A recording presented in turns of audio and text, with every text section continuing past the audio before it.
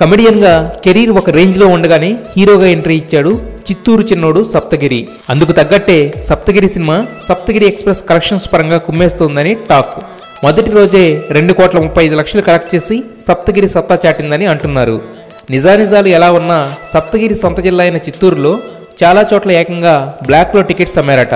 అయితే ఇక్కడ సప్తగిరి గురించి ఒక గొప్ప విషయం చెప్పుకోవాలి. తను హీరోగా చేస్తున్న సినిమా తీస్తానన్న నిర్మాతకి ఇబ్బంది కలగకుండా ఉండడానికి సినిమాకి ₹1 కూడా తీసుకోకుండా వర్క్ చేశాడు. ఈ ప్రాజెక్టు మొత్తాన్ని చాలా వరకు తనే మోశాడు. తిరుడన్ పోలీస్ అనే సినిమాని తెలుగులో తీయాలని ఫిక్స్ అవడం దగ్గర నుండి అడిషనల్ స్క్రీన్ ప్లే అందించడం వరకు అన్నింటిలో ఓ చెయ్యి వేసి సాయం చేశాడు సప్తగిరి. ఇక ఈ సినిమాకి పెట్టిన 6 కోట్ల బడ్జెట్ రికవర్ అయ్యి లాభాలు తీసుకొచ్చే స్టేజ్కి వెళుతుందట. ఈ సినిమా నిర్మాత ఓన్గా రిలీజ్ చేశాడు.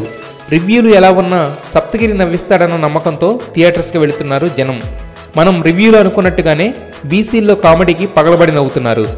ఇక ఆడియో ఫంక్షన్కి పవన్ చీఫ్ గెస్ట్గా అటెండ్ అయ్యి సినిమా చూడాలని ఉందంటూ మాట్లాడడం, కాటమరాయుడు టైటిల్ ఇచ్చినందుకు కృతజ్ఞతలు చెప్పడంతో పవన్ ఫ్యాన్స్ కూడా ఈ సినిమాని సపోర్ట్ చేస్తున్నారు. అలా అన్నీ కలిసి వచ్చి తొలి ప్రయత్నంలోనే చాలా వరకు పాస్ అయ్యాడు హీరో సప్తగిరి. ఖచ్చితంగా మీరు అందరూ గర్వించే విధంగాను అరే ఇదిరా చిరంజీవి అంటే మళ్ళీ అనే విధంగా